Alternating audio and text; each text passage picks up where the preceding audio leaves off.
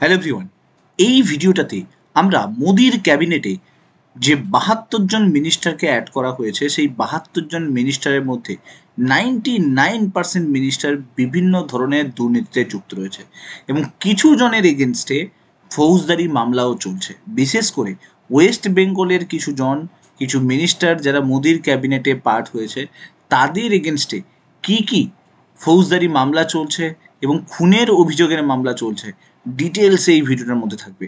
ভিডিওটা ভালো লাগলে লাইক করে দিও, চ্যানেলটাতে নতুন হয়ে থাকলে সাবস্ক্রাইব করতে ভুলবে না, আর যদি এই ভিডিওগুলো তোমাদের ভালো লাগছে তাহলে কিন্তু বন্ধুদের সঙ্গে শেয়ার করতে ভুলো না। দেখো, মোদির যে ক্যাবিনেট 3.0 এই ক্যাবিনেট বলা হচ্ছে, এর মধ্যে 39% এরকম মিনিস্টার রয়েছে যারা ক্রিমিনাল কেসের এগেনস্টে রয়েছে, অর্থাৎ ক্রিমিনাল কেস তাদের নামে চলছে। ৭১ জন মিনিস্টারের মধ্যে ২৮ জন মিনিস্টার এরকম রয়েছে যাদের এগেনস্টে ক্রিমিনাল কেস চলছে। তোমরা জানো ক্রিমিনাল কেস বলতে বোঝায় যে কোনো মার্ডার বা কোনো অ্যালিগেশন এরকম যেগুলোতে কোনো ভায়োলেন্স হয়েছে তাদের এগেনস্টে চলছে। ঠিক আছে, এই ২৮ জন মিনিস্টার, ৭১ জন মিনিস্টারের মধ্যে ২৮ জন যে মিনিস্টার এদের এগেনস্টে যে ক্রিমিনাল কেস চলছে এটা ডিক্লেয়ার্ড করেছে কে? এটা ডিক্লেয়ার্ড করা হয়েছে এডিআর রিপোর্ট অনুযায়ী, অন্য কোথাও নয়। এডিআর রিপোর্ট বেসিক্যালি যত মিনিস্টাররা জয়েন করে তাদের সমস্ত ক্রাইম হিস্ট্রি থেকে শুরু করে তাদের এগেনস্টে যা যা অ্যালিগেশন লাগে সেগুলোর ওপরে কিন্তু রিপোর্ট পাবলিশ করে। এটা গভর্নমেন্টের তৈরি করা রিপোর্ট। তুমি বুঝতে পারছো, সরকারের তৈরি করা রিপোর্টে বলা হয়েছে যে ২৮ জন মিনিস্টারের এগেনস্টে এরকম ক্রিমিনাল কেস কিন্তু রয়েছে। এখন প্রথমে বুঝতে হবে আমাদেরকে যে এডিআর রিপোর্ট কী জিনিস। দেখো, ADR report basically association for Democratic reforms বলা হয়। এটা একটা অর্গানাইজেশন, এটা একটা নন গভর্নমেন্টাল অর্গানাইজেশন, এনজিও টাইপের। এরা সার্ভে করে, বিভিন্ন ধরনের ইলেকটোরাল এবং পলিটিক্যাল রিফর্ম নিয়ে আসার চেষ্টা করে এবং বিভিন্ন গভর্নেন্স ইস্যুতে কিন্তু রিপোর্ট পাবলিশ করতে থাকে, যে কোন এমপির এগেনস্টে কত ক্রিমিনাল কেসেস রয়েছে, কত কারাপশন কেসেস রয়েছে, এই সমস্ত রিপোর্ট নিয়ে আসতে থাকে। 1999 সালে কিছু আইআইএমএম এর প্রফেসর যারা রয়েছে তারা কিন্তু এই অর্গানাইজেশনটা তৈরি করেছিল।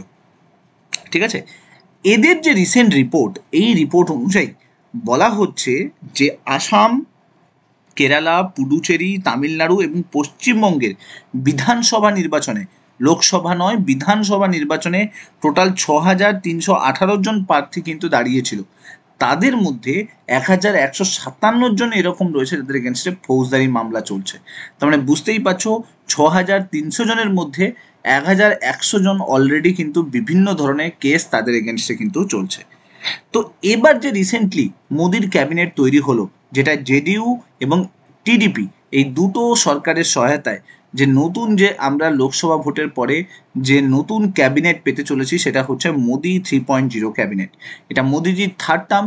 এই ক্যাবিনেটে যেটা দেখা যাচ্ছে যে টোটাল ৭২ জনের কিন্তু ক্যাবিনেট তৈরি করা হয়েছে, যার মধ্যে ২৮ জন এরকম রয়েছে যাদের এগেনস্টে ফৌজদারি মামলা কিন্তু রয়েছে। এবং বলা আছে যে এই রিপোর্টে বলা আছে যে ১৯ জন এরকম রয়েছে যাদের এগেনস্টে খুনের চেষ্টার বিরুদ্ধে কিন্তু বা নারী নির্যাতনের বিরুদ্ধে কিন্তু কেস চলছে। ঠিক আছে, এবং সব থেকে গুরুত্বপূর্ণ যেটা সেটা হলো বন্দর এবং নৌ পরিবহন ও জলপথের প্রতিমন্ত্রী শান্তনু ঠাকুর, মনে রেখে দাও, ওয়েস্ট বেঙ্গল থেকে এইবারে পেয়েছে। এবং উত্তর পূর্বাঞ্চলের শিক্ষা উন্নয়ন প্রতিমন্ত্রী হয়েছে সুকান্ত মজুমদার। তোমরা জানো এই দুজন কিন্তু ওয়েস্ট বেঙ্গল থেকে কিন্তু প্রতিমন্ত্রী পদে গেছে এবং তাদের এগেনস্টেই সব থেকে গুরুতর অভিযোগের কথা বলা হচ্ছে। ৩০৭ ধারায় হত্যার চেষ্টা সম্পর্কিত কিন্তু মামলা অলরেডি এই দুজন প্রতিমন্ত্রী এগেনস্টে কিন্তু চলছে। এডিআর রিপোর্টে এটাও উঠে এসছে যে 99% এরকম হচ্ছে মন্ত্রী রয়েছে যাদের বিরুদ্ধে কিন্তু কেস চলছে। ঠিক আছে, ৫ জন মন্ত্রী এরকম রয়েছে যাদের বিরুদ্ধে নারী নির্যাতনের কেস চলছে। স্বরাষ্ট্র প্রতিমন্ত্রী সঞ্জয় কুমার ঠাকুর, এছাড়া পেট্রোলিয়াম, প্রাকৃতিক গ্যাস, পর্যটন মন্ত্রী সুরেশ গোপী, আদিবাসী বিষয়ক মন্ত্রী জুয়াল ওরাম, এদের এগেনস্টে নারী নির্যাতনের মতো কেস কিন্তু চলছে। ওকে, এবং বিভিন্ন ধরনের হেড স্পিচ বা ঘৃণাত্মক মন্তব্যের সঙ্গে জড়িত এরকম মন্ত্রী যদি দেখা হয় তাহলে ৮ জন মন্ত্রীকে চিহ্নিত করা হয়েছে যাদের এগেনস্টে ফৌজদারি মামলা চলছে। তো এরা সবাই কিন্তু মোদির 3.0 ক্যাবিনেটে কিন্তু শপথ গ্রহণ করছে। এবার যদি আমি করাপশনের কথা দেখি, দুর্নীতির কথা দেখি, যে হারে টাকা এরা মেরেছে তুমি কল্পনাও করতে পারবে না। এই যে নতুন মন্ত্রী যারা হয়েছে তাদের মধ্যে 99% এরকম মন্ত্রী আছে, সবাই কিন্তু কোটিপতি। মানে 100 জনের মধ্যে একজন হয়তো থাকবে যে কোটিপতি নয়, বাকি 99 জন কিন্তু কোটিপতি হয়ে রয়েছে এই মন্ত্রীদের মধ্যে। এই মন্ত্রীদের মধ্যে 72 জনের মধ্যে 71 জন কিন্তু 107 কোটি এভারেজ, আমি বলছি এভারেজ 107 কোটি টাকা নিয়ে বসে রয়েছে, ঠিক আছে। এবং এডিআর রিপোর্টে এটা বলা হয়েছে যে 6 জন এরকম রয়েছে যাদের যে অ্যামাউন্ট সেটা 100 কোটিরও বেশি, 100 কোটির এত বেশি যে তাকে ঠিকমতো করে ক্যালকুলেট করাই যাচ্ছে না। এটা তো আমি বললাম অফিসিয়াল ডেটা, আনঅফিসিয়াল ডেটা কত হবে তাহলে ভেবে নাও। এরপরে আমি তোমাকে বলছি পল্লী উন্নয়ন মন্ত্রকের প্রতিমন্ত্রী এবং যোগাযোগ মন্ত্রকের প্রতিমন্ত্রী ডক্টর চন্দ্রশেখর পেশামাসনি, ডক্টর চন্দ্রশেখর প্রেম মাসানি যে রয়েছে, টিডিপি অন্ধ্রপ্রদেশ থেকে বিলং করে, তার টোটাল সম্পদ যদি শোনো চোখ চড়ক গাছ হয়ে যাবে, চক্ষু চড়ক গাছ যেটা বলে সেটা হয়ে যাবে। কেন না 5,705 কোটি টাকা অফিসিয়াল ডেটা রিলিজ করেছে, 5,705 কোটি টাকা, যার মধ্যে শুধু অস্থাবর সম্পত্তি রয়েছে 106 কোটি টাকা, বাকি সব কিন্তু সরি অস্থাবর সম্পদ রয়েছে 106 কোটি টাকা। আর বাকি যে টাকা সেই টাকা কিন্তু হিসেব মিলেছে সেটা হচ্ছে 5,598 কোটি টাকা, মানে প্রায় 5,600 কোটি টাকার কিন্তু সম্পত্তি কিন্তু রয়েছে। তার মানে বুঝতেই পারছো যে কতখানি করাপ্টেড এই মন্ত্রীরা পরবর্তীকালে দেশ চালাবে।